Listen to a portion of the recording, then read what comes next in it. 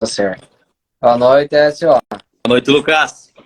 Tudo bem? Tudo bem, Tudo você? certo? Então, tá. Tudo bem Tá, também. pessoal tá ouvindo Tá bem ouvindo aí? bem? Pessoal que tá na live, Letícia ali, Felipe Carlotto,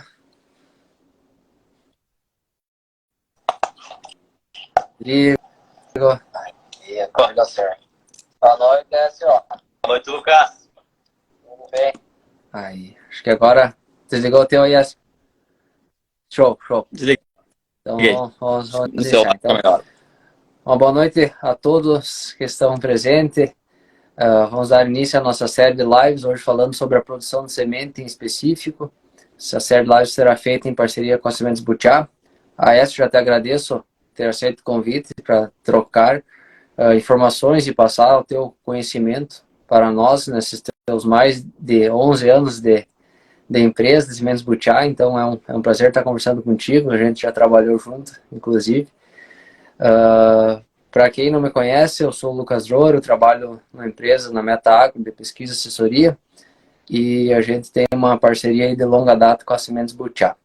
Aécio, se apresente então aí para o pessoal que está nos assistindo e vamos dar início ao nosso bate-papo.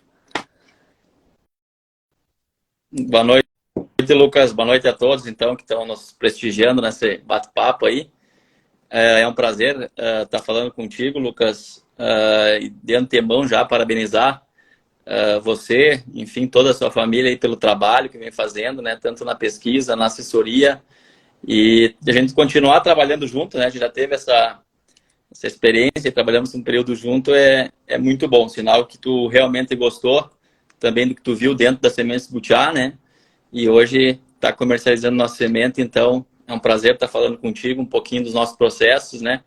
Espero que a gente possa agregar um pouquinho também para quem está nos Sem dúvida, vai prestigiando aí. ser de extrema importância a nossa conversa e muito agregador. Então, Écio, questão de semente, grão, essa é sempre uma dúvida do pessoal. Acho que nós poderíamos começar falando sobre isso. O que seria uma semente, o que seria um grão? Porque o pessoal acha que colhe lá na lavoura e vai plantar e está plantando uma semente. Então, nós iniciar isso, acho que seria um assunto bem pertinente. Com certeza, Lucas. Hoje a gente sabe que a semente é o principal veículo hoje, né? Que leva a genética, que leva todas as biotecnologias que estão vindo, né? E com certeza é o principal insumo, né, para iniciar a lavoura. Se tu começar uma lavoura com mau estabelecimento, nada posterior a isso de manejo vai recuperar, né? Então, semente de qualidade é fundamental. Hoje tem vários trabalhos já que mostram, né, a importância do vigor, né? Cada 2 pontos em média de vigor é um saco a mais de produtividade, diminui variabilidade entre plantas, aumenta a nodulação, enfim, é fundamental. Então, quando a gente fala em grão, geralmente a gente leva em considerações atributos como umidade e impureza.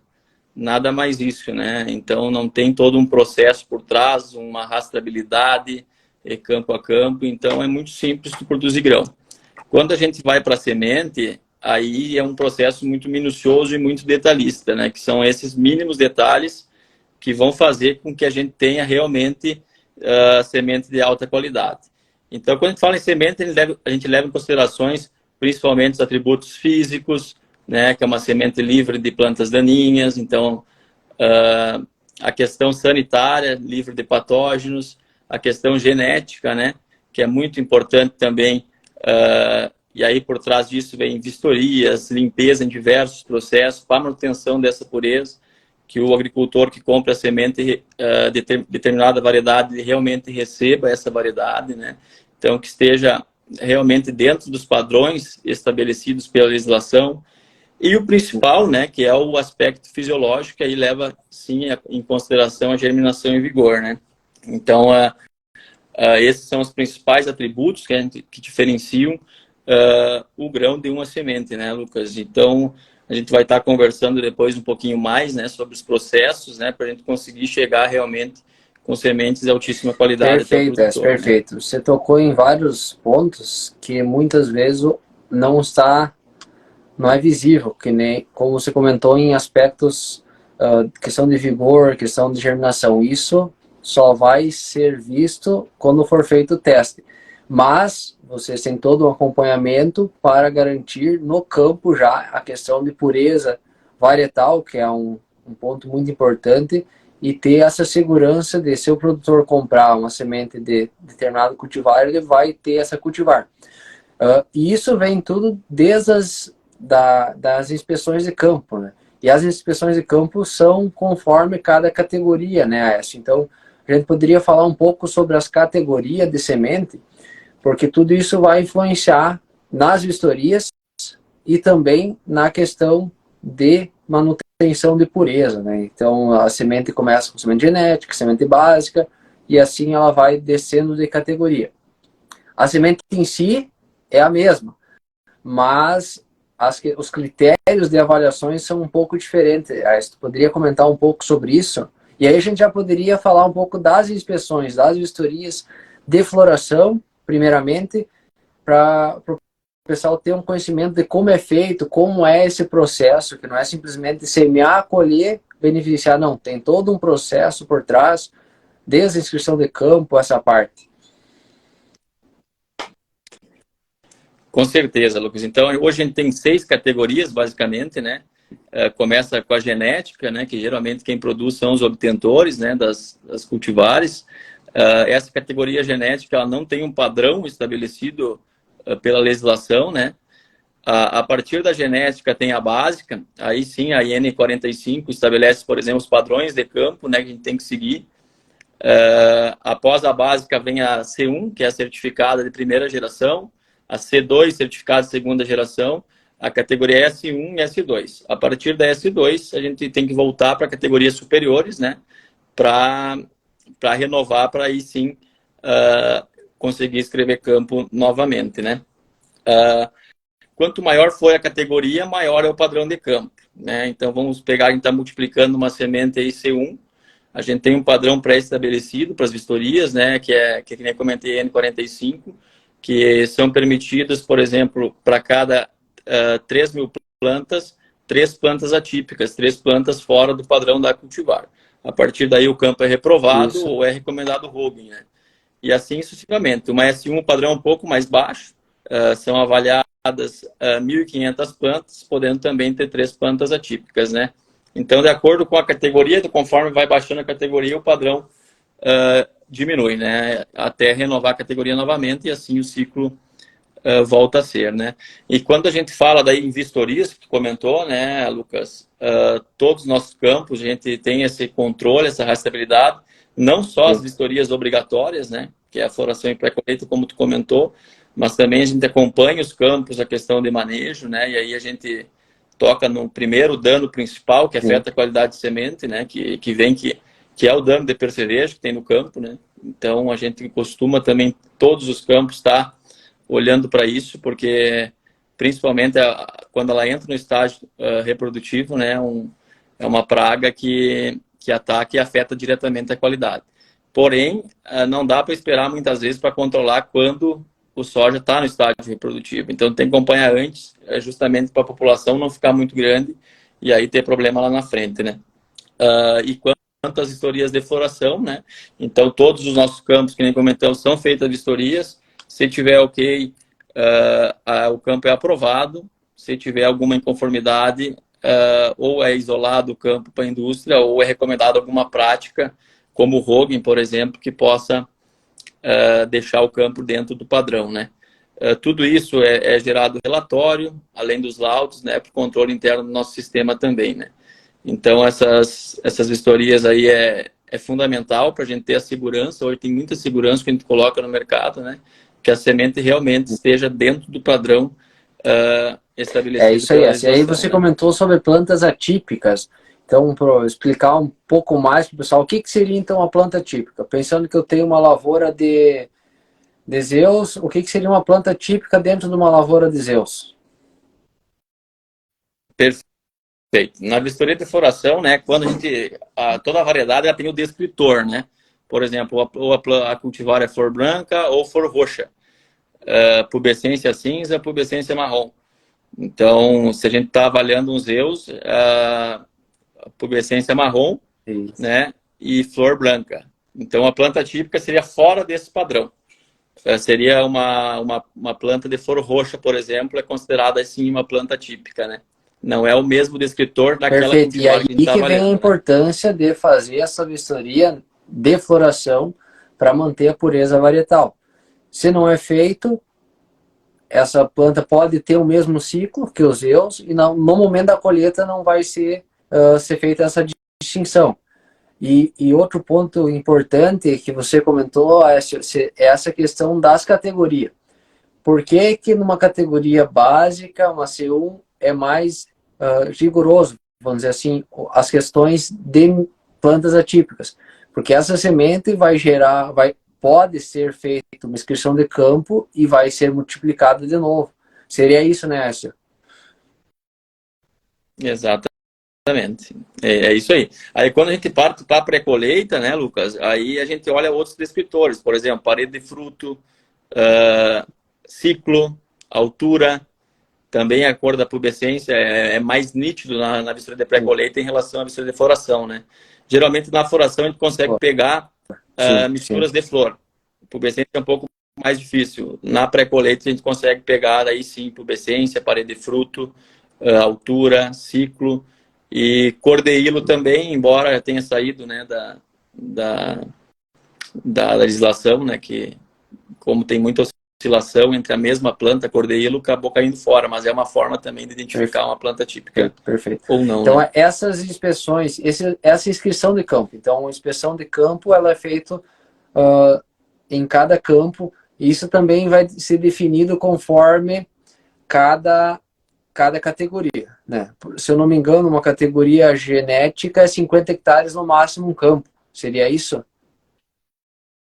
Não, a básica. A genética ela não tem padrão. Isso, a básica. A básica, sim, exatamente. É uma amostra a cada 50 hectares. A cada amostra são 6 subamostras de 1.000 plantas, né? Totalizando 6.000 plantas por amostra. Então, isso para a categoria básica. Quando a gente parte para uma C1, elas são uma amostra a cada 100 hectares, a cada amostra 6 subamostras de 500 plantas, totalizando 3.000 plantas, né? E assim vai baixando. Conforme vai caindo a categoria, o padrão vai... O número de plantas avaliadas é menor. E o número permitido sempre é 3. Né? Então, é dessa forma. Que nem eu falei, se tiver acima do padrão, a gente pode rebaixar o campo, né? É uma opção também, se o campo rebaixado, por exemplo, estou produzindo uma C1, não aprovou. Então, eu posso rebaixar esse campo para a categoria S, desde que se enquadre no padrão da categoria S, né? Ou também eu posso fazer hogging daí para eliminar essas plantas atípicas e deixar o campo também no padrão. Isso é uma prática, né, que vem para auxiliar essa questão do hogging e também essa questão de rebaixamento de categoria. Porque se for, por exemplo, uma C1 ela está acima e ela se enquadra numa S2, essa S2 não vai afetar em nada em qualidade fisiológica, ter essa planta, quem sabe uma planta a mais por amostragem, né?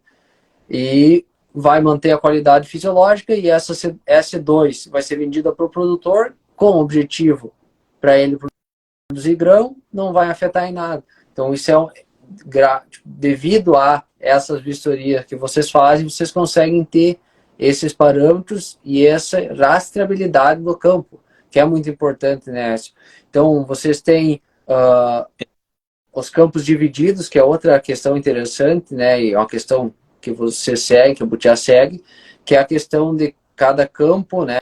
Tem seu número de inscrição, tem o lote de origem, vocês têm um mapeamento de qual cultivar foi semeada antes, para se, porventura, ter uma planta lá nesse campo, vocês sabem que pode ter sido uma contaminação na semeadora, apesar de ser feita a limpeza, todo criteriosa, pode acontecer. Então, isso tudo para garantir lá para o produtor uma semente com todos os requisitos e qualidades, né? Tanto fisiológica, física, sanitária, né? E demais. Écio, e questão de vistoria, então, você comentou a questão de faz a vistoria de floração após um manejo importante que tem que ter um cuidado especial é a questão de percevejo após a vistoria de pré-colheita, certo? Aí, depois da vistoria de pré-colheita, o campo estando em condições, vocês começam a pensar e se organizar para a colheita. Questão de dessecação das áreas, como é que vocês têm trabalhado?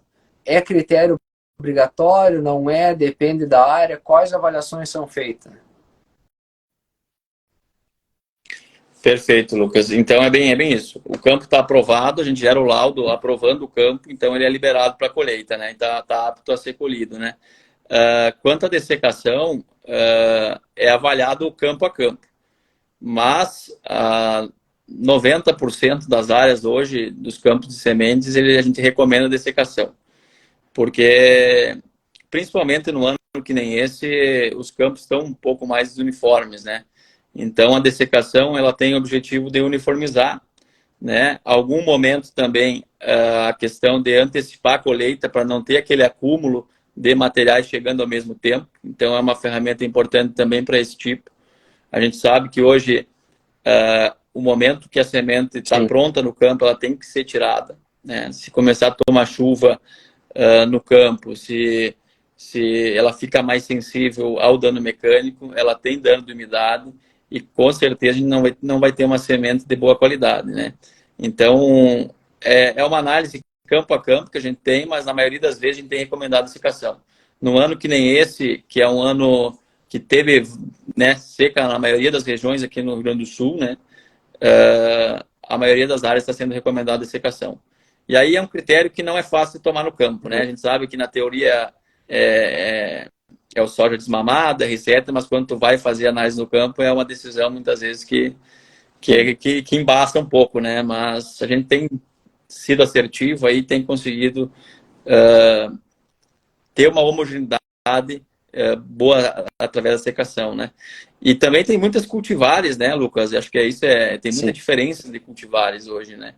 Então, quando a gente tem um plantio mais no cedo, principalmente, né, o plantio de outubro nosso aí, início de novembro, alguns materiais eles florescem muito cedo e com isso eles têm uma amplitude e maturidade muito grande, né? Entre bacheiro, terço médio e terço superior da planta, né?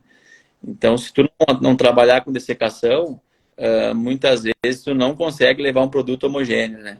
Quando o ponteiro está seco, a parte do terço médio inferior muitas vezes está deteriorado por umidade, né? E mais sensível a dano mecânico, fazendo que ele não tenha um produto homogêneo e, consequentemente, não atinja o nosso padrão de qualidade, né? Então, a dessecação, com certeza, é uma ferramenta bem importante. Sem dúvida. E a questão de produção de semente vem sendo um desafio os últimos anos, porque cada vez está sendo semeado, assim, num geral, claro, para semente a gente sempre é tentado semear numa janela mais tarde de semeadura. Mas, no geral, as semeaduras tendem a ser mais cedo, a colheita começa quando a temperatura normalmente está mais alta. Agora nós temos metade de fevereiro, já está começando alguma colheita. E essa questão, então, ela planta mais cedo, ela vai colher mais cedo. Temperatura mais alta é um fator que acelera a deterioração da semente, né, da reserva. Aí, aliado a outro fator, que é a questão de cultivares de ciclo indeterminado. Antigamente era tudo determinado, hoje são indeterminado. Bem que nem como você comentou. Às vezes, a semente da parte inferior ela vai estar pronta e a do terço superior ainda não. Ou ao contrário, se deixar tá pronta a do terço superior, a do terço inferior já vai ter perdido qualidade por umidade.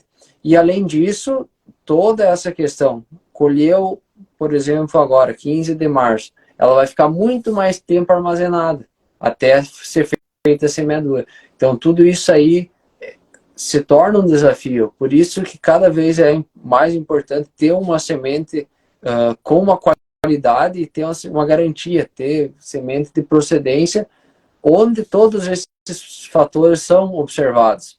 Porque você pegar, colher, guardar no galpão e plantar, você não tem o controle dessas variáveis, né? Então, isso é uma parte de dessecação com produtos que hoje tem, acaba sendo uma ferramenta muito importante para conseguir homogeneizar essa lavoura e, consequentemente, a semente. Com isso, já facilita todos os outros processos de beneficiamento que a gente vai estar falando com o Luiz, que ele trabalha na UBS, Então, é muito mais fácil beneficiar uma semente quanto mais uniforme ela for, né? E então, essa questão de dessecação, Exato. e aí questão de colheita, essa questão da colheita, como funciona, e quem sabe voltando um pouco, a Butiá trabalha com campo próprio, com lavoura própria e também com alguns cooperados. Como é que funciona a seleção desses cooperados? Pensando em soja, podemos levar também um pouquinho para trigo, já que daqui uns dias vai ser plantado, mas pensando em soja, qual que é o critério para um produtor, para um agricultor ser cooperado da Butiá? Como vocês selecionam? Quais são os critérios? E também depois, como é feito o acompanhamento? É igual ao da fazenda? Não é? O que muda? Perfeito. Então, hoje, Lucas, a gente sim trabalha em área própria, né? Tem fazendas em Coxilha ali, e tem Gentil, Sirico, e também tem a fazenda lá em São Gabriel. E também trabalhamos com cooperado, né? Cooperados que já são de casa, né? Muitos anos multiplicando sementes para nós, conhece todo o processo também. E tem alguns parâmetros aí que a gente leva em consideração, né? Por exemplo, tecnologia que o cooperado usa, né? Enfim, máquina axial é obrigatório, né? Não existe mais produção de sementes sem ser máquina axial. Também parceiros que que nos dão a abertura de trocar informação, né? Porque isso é fundamental, né? No processo de produção de sementes, como a gente conversou, é um trabalho, um processo extremamente detalhista, que são mínimos detalhes que no dia a dia a gente nem percebe, né? Que vão dar aqueles 5, 6 pontos a mais de vigor no final.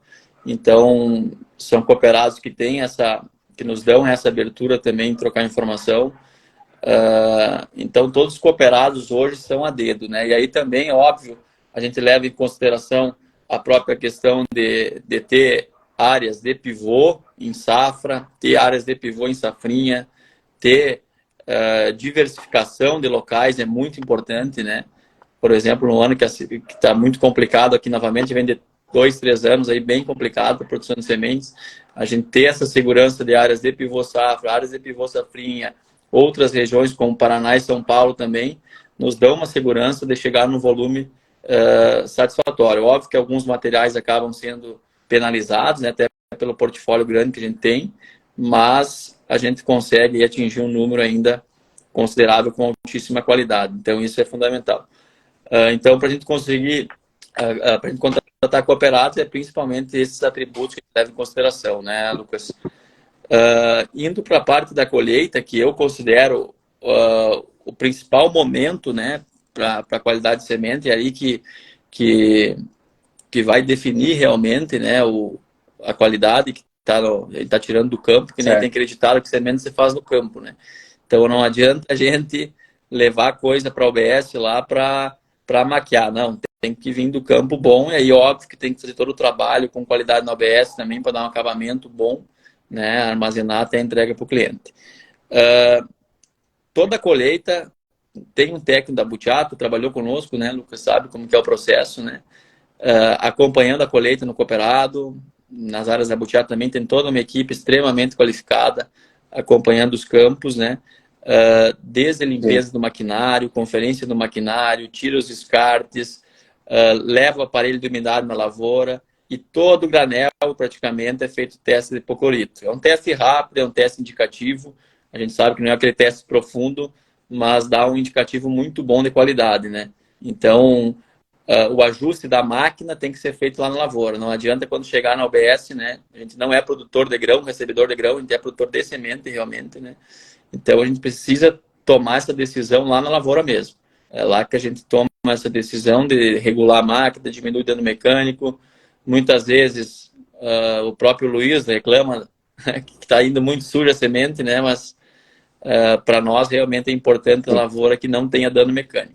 A gente sabe que o dano mecânico hoje é o principal dano que afeta a qualidade de semente, né?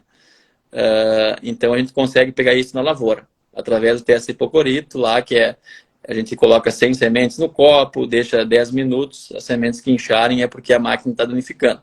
Conforme eu falei, é um teste indicativo, porque se for oposto ao eixo embrionário ou na região vascular, não vai afetar nada. Mas, porém, se pegar no eixo embrionário ou na plúmula, acaba matando a semente ali, né? Então, e hoje o dano mecânico é o principal dano que afeta a qualidade de semente. Então, essa é uma questão principal. Outro ponto é a uniformidade de umidade, né? Esse ponto eu considero também crucial para a gente ter semente de alta qualidade. Por quê? Não adianta eu ir lá colher uma baixada, por exemplo, com 18 de umidade, colher o alto com 12 de umidade, misturar tudo no caminhão e levar para o OBS. Aí, com certeza, a gente vai estar levando um produto muito heterogêneo e não vai ter um lote com qualidade satisfatória. Então, também isso é levado em consideração. É recortada as áreas dos cooperados para trazer realmente o produto uniforme. Se tiver essa diferença de umidade entre a parte mais baixa e alta, são levadas cargas diferentes e comunicado ao OBS para fazer secagem, enfim, fazer os processos depois para a manutenção dessa qualidade. Então, 2 pontos fundamentais. Ter máquina para colher na hora certa, não pode pegar chuva, semente, esse é o ponto. Uniformidade de umidade e dano mecânico. Eu diria que são os 3 pontos principais hoje, que a gente tem o controle em todos os nossos campos para a gente realmente chegar na OBS uma semente de qualidade. E se tiver que ser descartado, né, a gente também faz o teste de tetrazóleo, né, então coleta amostras no campo, leva para o nosso laboratório interno para fazer análises mais, vamos dizer assim, mais profundas, né, e se esse campo não tiver qualidade, é descartado lá na lavoura mesmo, né. Hoje a gente sabe que todo custo é caro hoje, de frete, enfim, então a gente procura já eliminar lá e não internalizar esse produto, né. Essa Isso é parte que fundamental você também. comentou, a questão desde da escolha dos cooperados para não concentrar em uma única região. Por exemplo, essas últimas 2 safras se mostrou muito eficiente e cada vez vai ser mais eficiente esse método, digamos assim, porque Passo Fundo está com uma condição boa. Algumas condições que nem Cachoeira, São Gabriel, que tem áreas, a condição já é bem mais prejudicada devido à seca. E a questão de áreas de safrinha vai ser, no meu ver, cada vez mais interessante. A produção de semente, porque tende a ter uma qualidade maior. A questão do ciclo já diminui um pouco, a questão de PMS já diminui também, que cada vez os materiais como têm um potencial mais elevado de produtividade, eles tendem a ter um PMS maior. Então, na safrinha o PMS já é menor, você já colhe em uma condição de clima um pouco, de temperaturas um pouco mais amenas, tudo isso contribui para manter uma qualidade mais alta. E essa questão dos testes de dano mecânico, tetrazóleo, isso, e desde limpeza de máquina, né, acho que não foi comentado, que também é um fator que quando eu trabalhava era feito e ainda é feito, para manter a qualidade varietal, para não ter mistura. Então, tudo isso, questão dos descartes, tudo isso agrega e traz uma garantia para ter uma semente de qualidade em todos os aspectos. Essa questão de dano mecânico, isso, assim, falando num geral aí para o pessoal, o que seria e como que isso pode ser evitado, no caso, no momento da colheita, além da umidade, e questão um pouco de umidade, como é que vocês tomam a decisão? Claro, tem várias variáveis para dizer não colhe, questão de clima, questão de UBS e tudo. Mas, assim, o que seria uma umidade ideal para vocês iniciar uma colheita e um número, assim, uma porcentagem ideal de dano mecânico? Claro, tudo vai depender de cultivar. Então, também você poder comentar essa questão de cultivares que tem a tendência a ter um dano mecânico maior do que outras. Essa parte é interessante, né? Uhum. Com certeza, Lucas. Assim, ó, Lucas, o nosso padrão hoje, umidade Isso, é o famoso depende, né? Depende a previsão do tempo, né? A gente também tem uma comunicação muito boa com todos os setores da empresa, UBS, enfim. Assim, o que a gente... Na teoria é 14, 17, né? sim. Na teoria essa é a umidade ideal. Na prática, a gente analisa muito associada à previsão do tempo também, né? Se tem uma previsão do tempo que não está marcando chuva, a gente procura começar aí com 14, 15, né? Que no decorrer aí vai estar com 12 logo, né? Dependendo da temperatura aí, ela seca muito rápido na prática, né?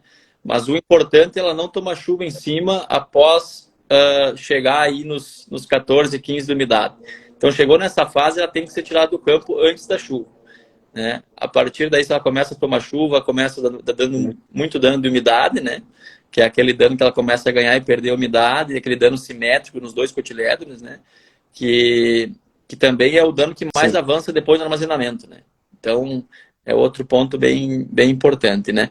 Então, quando se fala em umidade ideal de colheita, eu diria hoje, teoria, eu falei 14, 17, na prática sempre antes da chuva aí, né? Se colher com 12 de umidade, não precisa passar em secador, com certeza a semente vai ser de altíssima qualidade.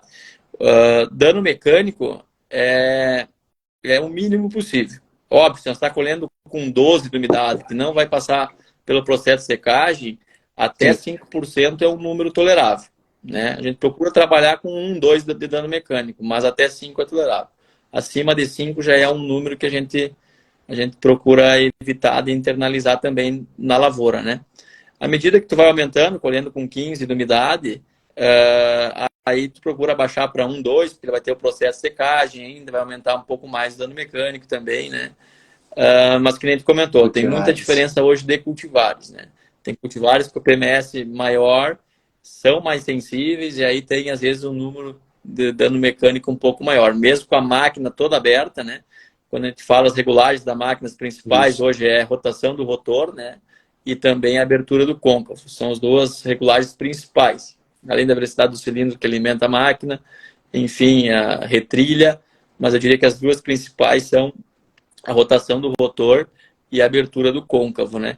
Que é isso que a gente procura trabalhar aí no momento da colheita lá, né?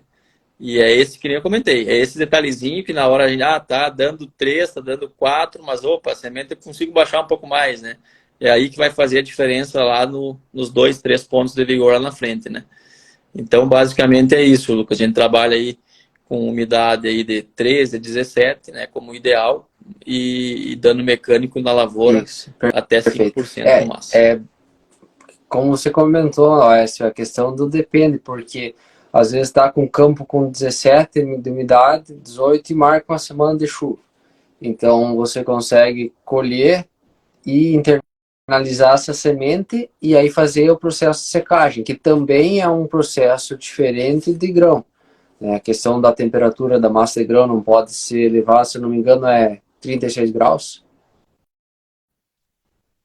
Nós trabalhamos com 33 a 35. Até 41, teoricamente, não afeta, não mata o embrião, não afeta a qualidade. Mas por segurança, a gente trabalha aí com 33, 35 graus na massa de grãos. Então, né? tudo isso são processos que são acompanhados para conseguir manter a qualidade.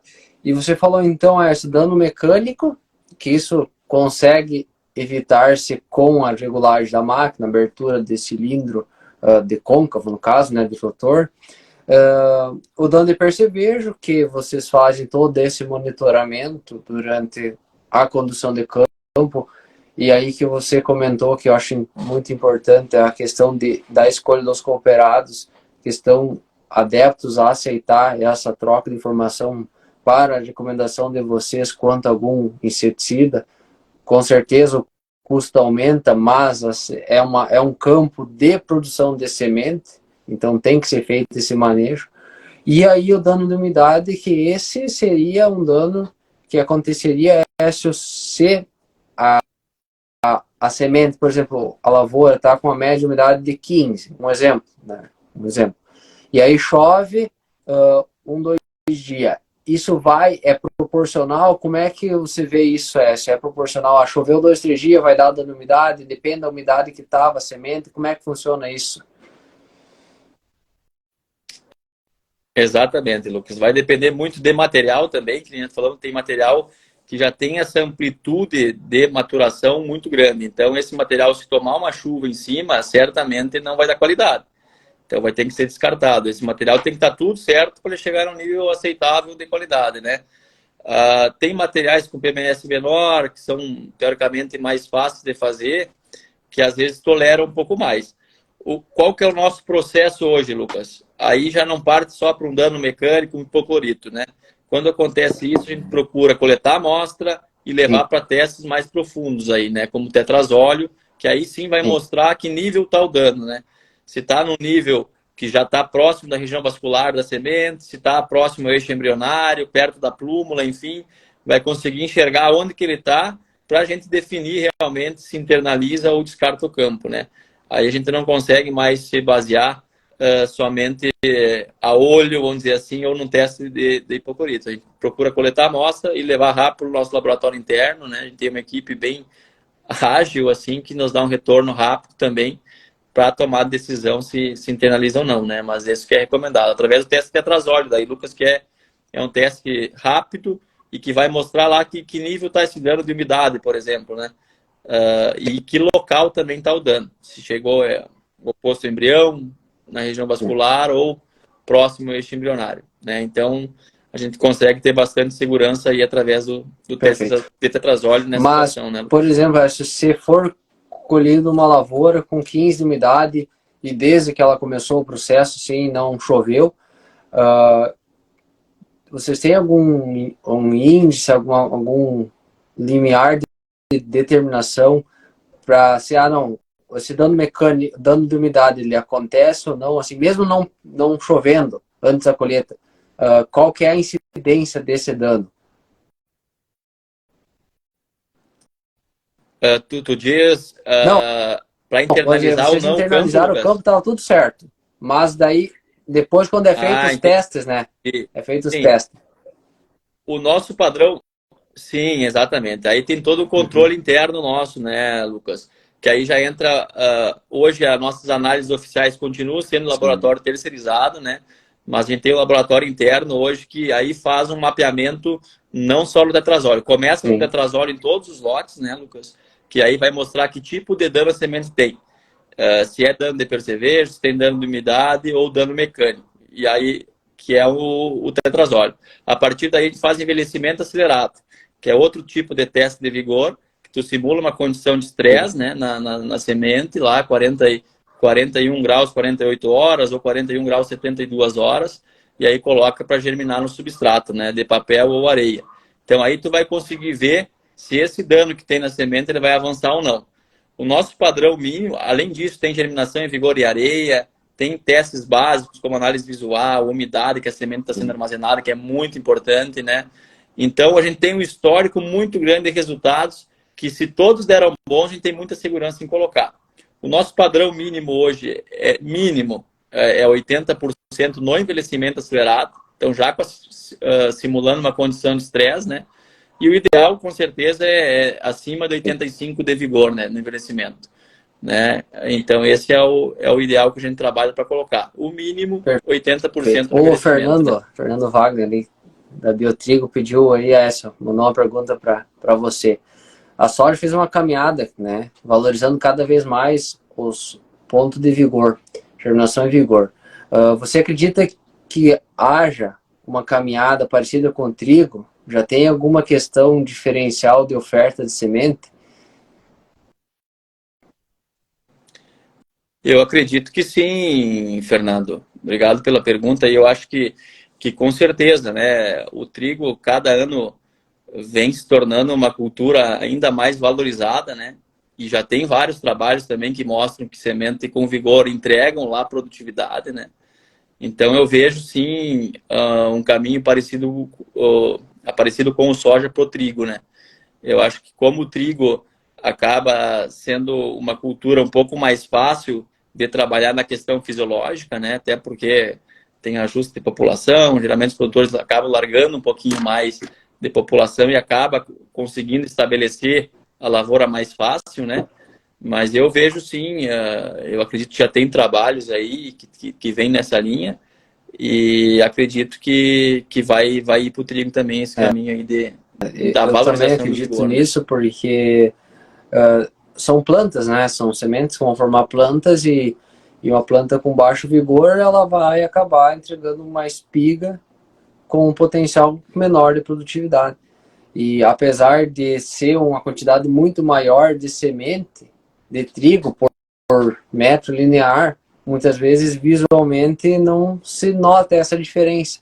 Mas eu já vi vários trabalhos, até o professor Marcos, que ele trabalha com sementes aqui no Instituto, eu estava conversando uma vez e ele tem até um trabalho que mostra que o vigor em semente vai influenciar em produtividade. Até uma ideia que nós vamos colocar fazer um experimento sobre isso, para ver essa questão de vigor em trigo. Porque trigo é muito mais que soja, né? A questão de o pessoal plantar grão. O pessoal, né, pega, planta, na verdade, planta grão e não planta semente. Mas é um caminho que cada vez mais vai ser acelerado, porque o trigo vem ganhando mercado, vem ganhando importância econômica. A última safra foi um exemplo muito nítido disso, porque a produção de trigo, a produtividade foi alta, a produção no estado foi alta, e teve uma receita muito boa para o produtor, o qual investiu, né? Investiu que nem, né, a gente sempre fala, trigo você vai plantar tem que fazer bem feito, né? Não fazer uma lavoura mais ou menos, que aí você vai estar deixando de produzir.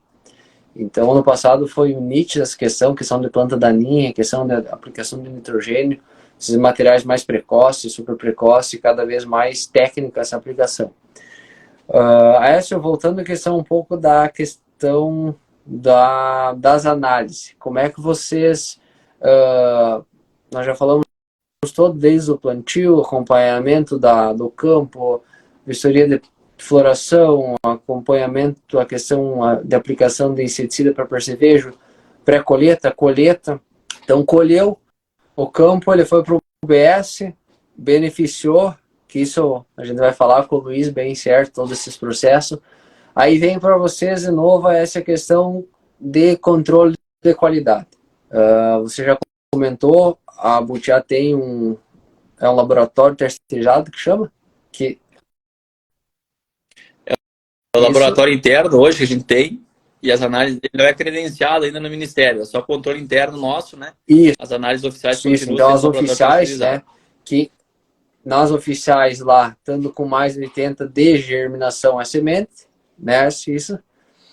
Mas vocês têm, além daquele resultado que é feito uma vez, se eu não me engano, né, se é feito uma vez a análise, a coleta, e aí tem o resultado, mas vocês fazem praticamente desde a colheita, do recebimento da semente na UBS, eu já começo com o teste de tetrazol, depois faz envelhecimento acelerado. Você consegue explicar isso aí, como é que é feito esse passo a passo, as datas, prazos, antes da expedição, que eu sei que também é feito a coleta, é feito em germinação de vergonha alheia, essa parte, para o pessoal entender todo esse processo para conseguir mensurar e ter uma garantia de estar entregando uma semente de qualidade. Com certeza, Lucas. Então, como comentei, hoje a gente tem uma comunicação muito boa, né, em todos os setores aí. Então, no campo, a gente já tem comunicação, tem esse controle, esse mapeamento de umidade. Então, chega na OBS lá, o Luiz já está programado se vai secar, se não vai, se vai para o tubo, né? Então, isso é fundamental. A partir daí, então, o nosso controle de qualidade, hoje é o Jean e a Amanda e a turma toda que toca lá, tem 4 funcionários, o Lucas e a Milena, né? Eles começam desde essa amostra do campo, que a nossa equipe técnica acaba trazendo, né? Fazendo tetrazol, enfim, no campo, né? Os campos de produção. Quando chega na OBS lá também, eles acabam fazendo toda após as máquinas, para ver se tem alguma máquina que está danificando, né? E aí é um teste mais rápido, que é o teste tetrazol, né? Então, nesses momentos, após o beneficiamento, então, beneficiou, vai para o nosso laboratório interno, todos os lotes são feitos tetrazol. Né? Então, justamente, que nós comentamos já, para ver qual o tipo de dano tem, que nível está. Após o tetrazol é feito envelhecimento acelerado, além das análises básicas, né, Lucas, que a gente tem hoje o controle, análise visual, né? Então identifica se tem tegumento rompido, se tem mancha púrpura.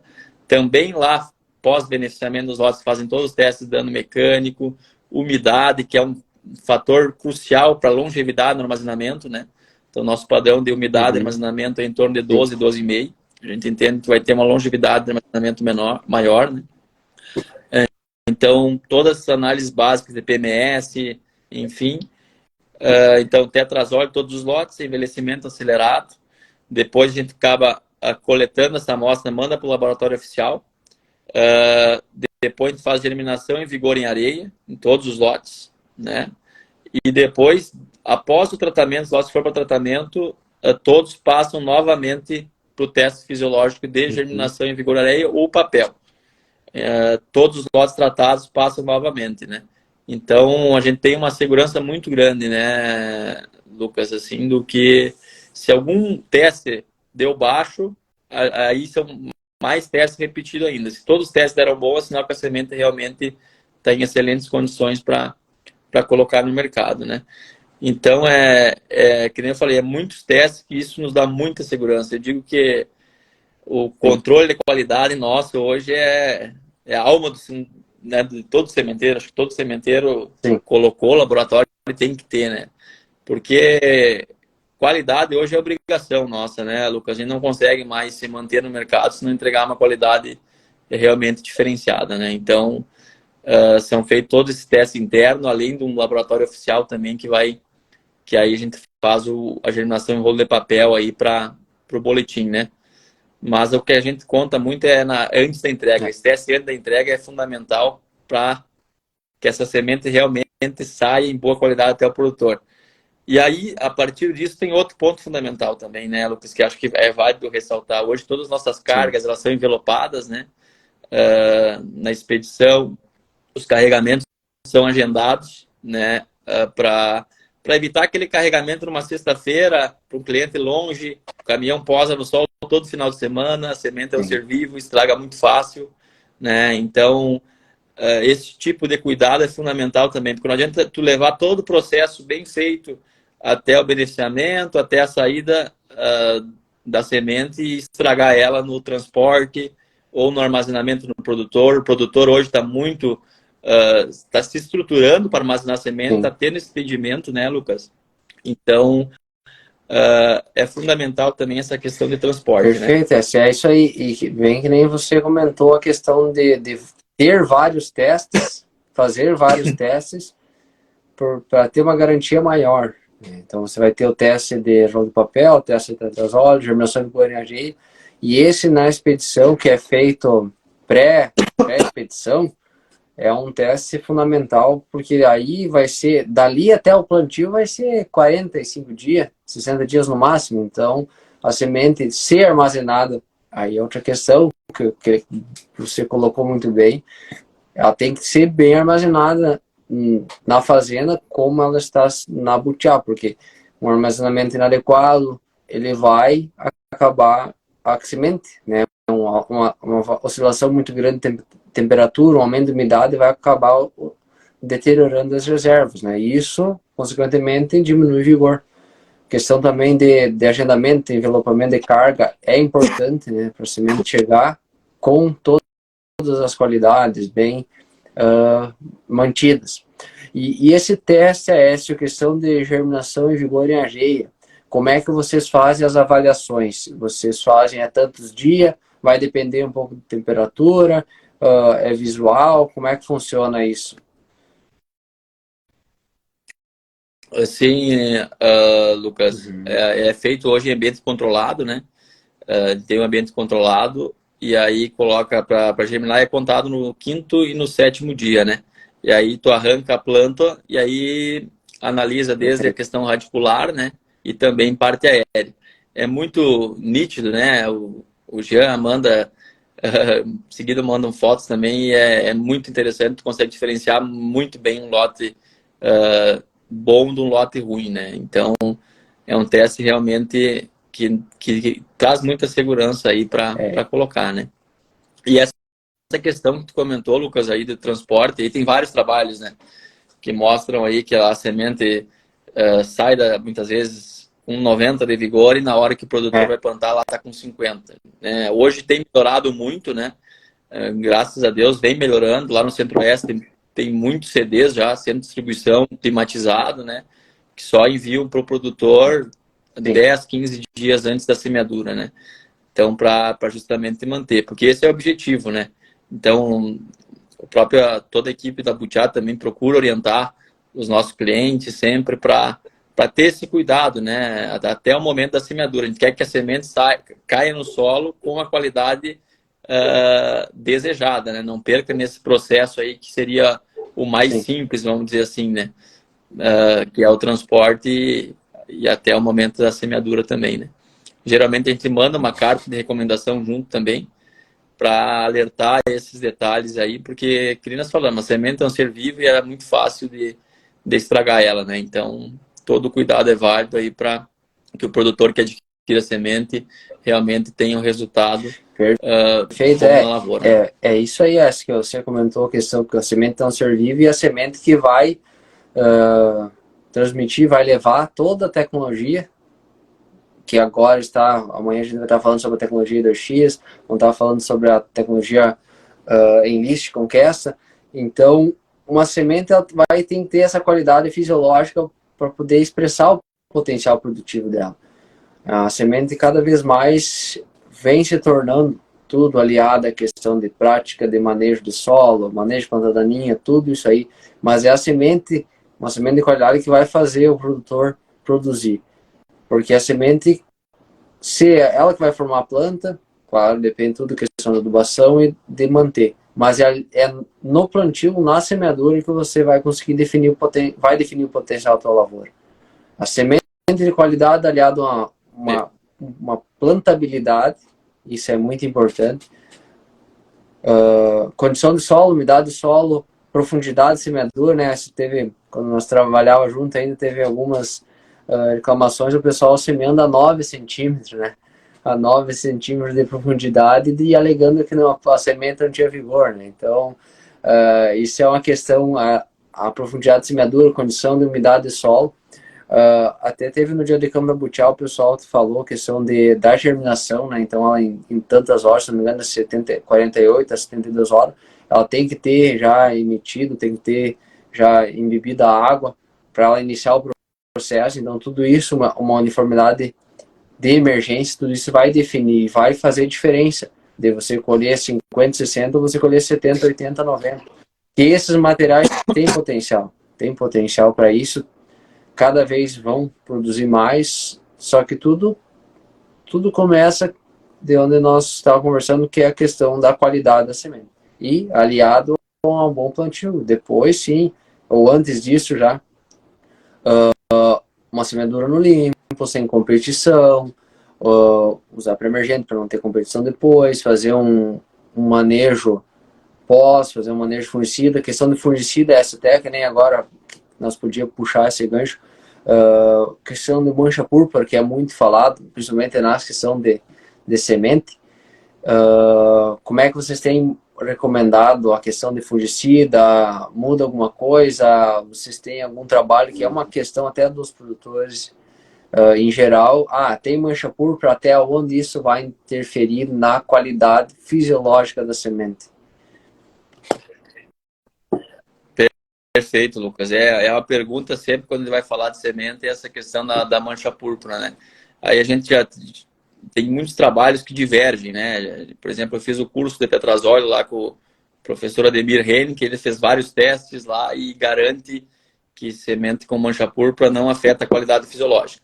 Porém, hoje, a gente sabe o valor que está a semente, né? A gente carrega a taxa tecnológica da biotecnologia, a gente cobra sobre o ROIT, né, da genética, tem todo o custo de produção. Então, o produtor que vai pagar seus R$12, R$13 o quilo, ele não quer uma semente com mancha púrpura, né? O visual realmente é complicado.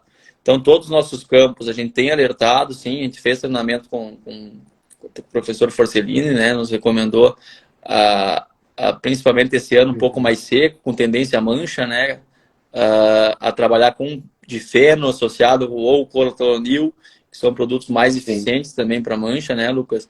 Então, a gente tem orientado, sim, o controle no campo, né? E quanto à segunda pergunta, eu tenho bem claro também, a gente fez testes internos, tem parceiros nossos que fizeram teste interno também, e a mancha púrpura em si, ela não tem afetado a qualidade fisiológica. Porém, gera esse desconforto que a gente busca evitar, né? Então, esse é o caminho. Também agora a gente está com a OBS nova, o Luiz vai comentar um pouco mais também, então vai ter máquinas para também eliminar esses problemas visuais. Isso aí vai ficar, nós vamos conversar aqui 2 semanas com o Luiz, e vai ser muito interessante, uma das UBS mais modernas do país, né? A tecnologia, se não me engano, alemã, da Peticos. Isso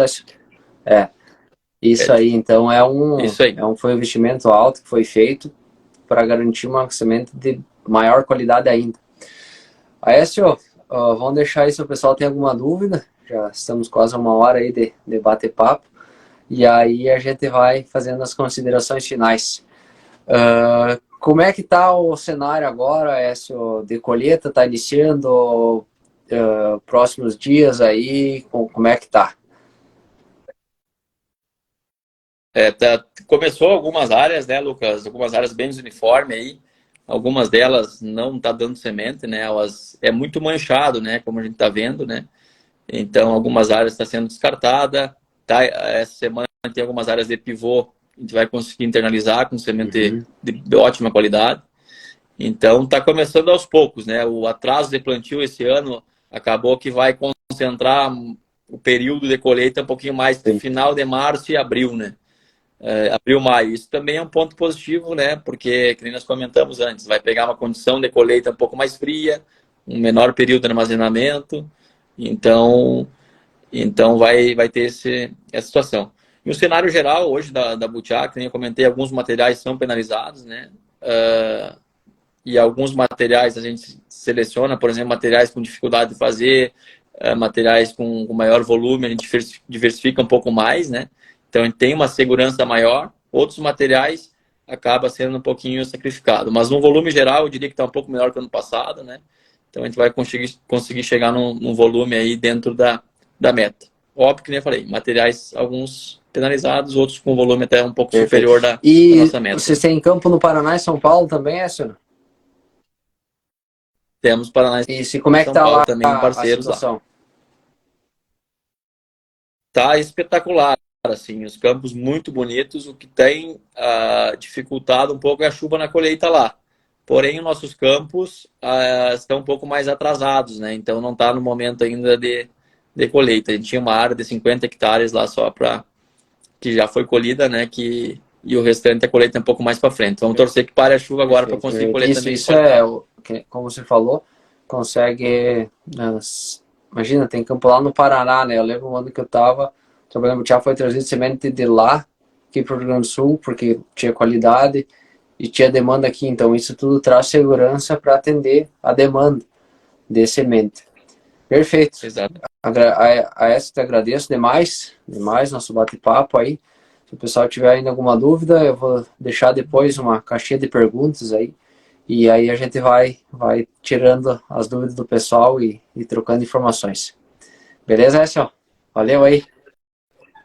Beleza, Lucas. Obrigado pelo convite e novamente parabéns pelo trabalho que você está fazendo. É um trabalho realmente diferenciado, levando informação aí para o produtor. Tudo é bom aí Écio, e aqui boas uma colheitas. pergunta do Anderson Ticiani. Lucas, pergunta ao Écio, artilheiro da temporada. Sabendo que o produtor faz a compra ou recebe a semente 50 a 60 dias após o TSI.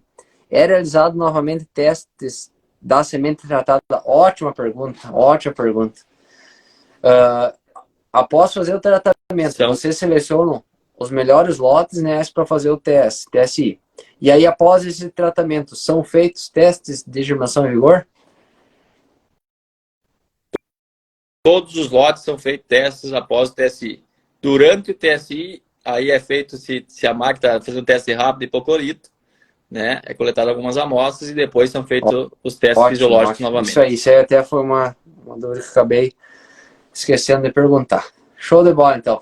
Pessoal aí, tiver alguma dúvida aí, professor Marcos, a Fernanda, Lisiane, Finato, aí agradecemos demais a participação de todos e a gente fica à disposição aí para qualquer dúvida. Valeu, pessoal. Boa noite. Boa noite e obrigado a todos que nos prestigiaram.